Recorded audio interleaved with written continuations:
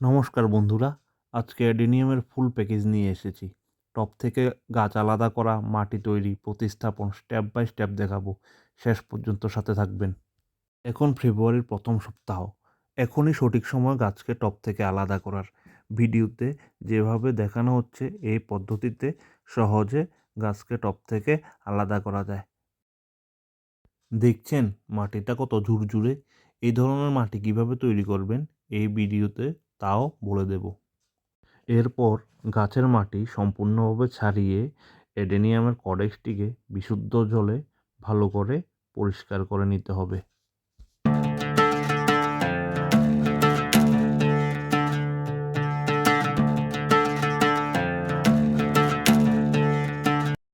এরপর ফাঙ্গিসাইড গোলা জলে অ্যাডেনিয়ামকে 20 থেকে 30 মিনিট রেখে দিতে হবে। যে কোনো ফাঙ্গিসাইড হলেই চলবে। আমি সাফ ফাঙ্গিসাইড ইউজ করেছি। মনে রাখবেন অ্যাডেনিয়ামের প্রধান শত্রু হলো ফাঙ্গাস। ফাঙ্গাস অ্যাটাক করলে পুরো অ্যাডেনিয়াম কর্ডেক্সকে নষ্ট করে দিতে পারে। অ্যাডেনিয়ামকে ফাঙ্গাস অ্যাটাক করলে ভিতর থেকে পুরো খোকলা করে দিতে পারে, কিন্তু বাইরে থেকে কিছুই টের পাওয়া যায় না। 30 মিনিট পর অ্যাডেনিয়াম গাছগুলিকে ফাঙ্গিসাইড গোলা জল থেকে তুলে ভালো করে রোদে শুকিয়ে এমনভাবে শুকাতে হবে যাতে অ্যাডেনিয়ামের গায়ে কোনো জল না থাকে।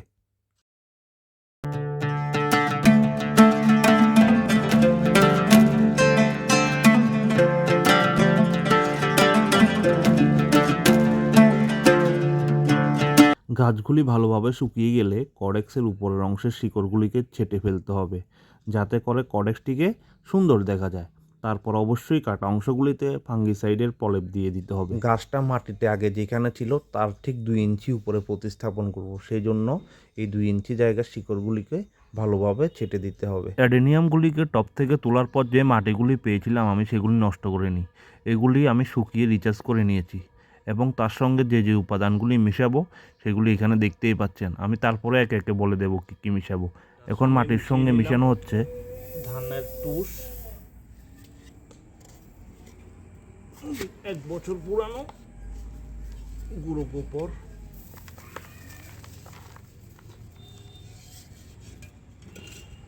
তারপর মিশিয়ে নিলাম মোটা বালিগুলি। কয়লাও মিশে যদি থাকে অপশনালভাবে মিশাতে পারেন। আমার আগের বছর মাটিতে অনেকগুলি কয়লা আছে, সেই জন্য কয়লাটা আর মিশালাম না। তারপরে নিয়ে নেব 5 গ্রাম 10 গ্রাম পরিমাণ নিম খৈল। এটা দিলে টবে পোকামাকড়, পিঁপড়ে আর এসবগুলি বাসা করবে না। নিয়ে নিচ্ছি অর্গানিক ডিএপি 5 গ্রাম পরিমাণে। নিয়ে নিচ্ছি অর্গানিক পটাশ, সমপরিমাণ সিউড নিয়ে নিলাম। এগুলি গাছের নিউট্রিশন যোগাবে। তারপরে দিয়ে দিলাম ফাঙ্গিসাইড। আপনাদের কাছে যে ধরনের ফাঙ্গিসাইড আছে সেগুলি সব দিয়ে দিতে পারেন, না থাকলে হলুদের গুঁড়োও দিয়ে দিতে পারেন। তারপর দিয়ে দেব কিছুটা শিংকুচি।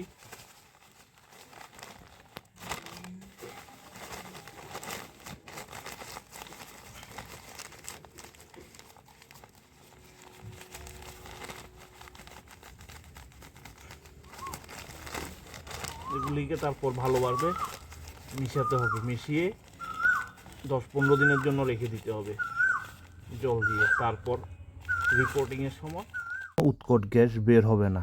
এখানে মোটামুটি 50 ভাগ বালি, 20 ভাগ ধানের তুষ, 10 ভাগ গার্ডেন সয়েল, 15 ভাগ শুকনো গোবর কম্পোস্ট হিসাবে এবং বাকি 5 ভাগ অন্যান্য জিনিসগুলি মিশানো হয়েছে। এখন সব জিনিসগুলিকে ভালোভাবে নাড়িয়ে চাড়িয়ে মিশ্রিত করতে হবে। এইভাবে মাটি প্রস্তুত করলে টবে জল দাঁড়িয়ে থাকবে না এবং ওয়েল ড্রেনেজ মিডিয়া হবে।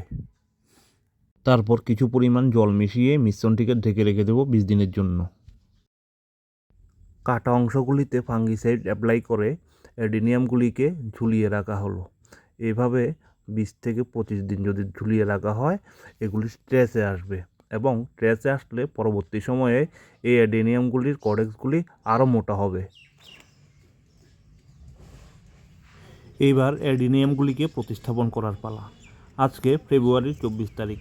সবগুলি প্রতিস্থাপন করব না, যেইগুলি 3-4 বছর পুরানো গাছ সেইগুলিকে আরও কয়েকদিনের জন্য হ্যাঙ্গিং অবস্থায় রাখবো। ছোট গাছগুলিকে রিপোর্টিং করব। ড্রেনেজ সিস্টেমটাকে উত্তম করার জন্য টবের পাদদেশে খলামকুচি দিয়ে কিছুটা ভরাট করতে হবে। এরপর ব্যবহার করব কিছুটা শুকনা পাতা, যেগুলি পরবর্তী সময়ে জৈব সারে পরিণত হবে। এইবারে পূর্বে তৈরি করে রাখা পটিং মিডিয়াগুলি টব ইউজ করব এবং এই মিডিয়াগুলিকে যেভাবে দেখানো হয়েছে সেভাবে চেপে চেপে দিতে হবে। এইভাবে চাপ দিলে মাটিটা ঠাসা থাকবে।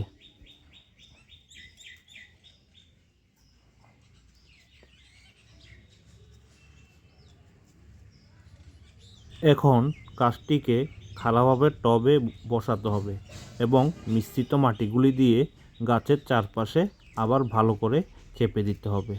গাছটিকে এমনভাবে বসাতে হবে যাতে গত বছর যেখানে ছিল গাছটি তার চেয়ে 2 ইঞ্চি উপরে বসে। এইভাবে বসালে কডেক্সটি দ্রুত মোটা হবে। আর আমি 6 ইঞ্চি টবে গাছটা বসিয়েছি। এটা গাছের বড় ছোট অনুযায়ী টব নির্বাচন করতে হবে। বড় গাছ হলে আরও বড় টবে বসাতে হবে। অ্যাডেনিয়ামের মিডিয়াটি এমনভাবে তৈরি করা হয়েছে যে এখানে অল্প কিছুক্ষণও জল দাঁড়াবে না। সবশেষে মাটিতে বেশি করে জল দিয়ে দিতে হবে। প্রথমবারে বেশি করে জল দিতে হবে, তারপর মাটি শুকোলেই জল দেব। 2-3 দিন বা 4 দিনে অন্তর একবার অল্প করে। অ্যাডেনিয়াম বেশি জল পছন্দ করে না। অতিরিক্ত জল জমে থাকলে অ্যাডেনিয়াম কডেক্স পচে যেতে পারে। দেখেছেন বন্ধুরা, হ্যাঙ্গিং অবস্থায় গাছটিতে কুড়ি চলে এসেছে এবং ফুলও ফুটে আছে। আর দেখুন জল কীভাবে দ্রুত নেমে যাচ্ছে। এবার এটাকে রেখে দিব 5-6 দিনের জন্য একটি ছায়া জায়গায়। দেখা হবে অন্য কোনো ভিডিওতে। আজকে এখানেই নমস্কার জানাচ্ছি।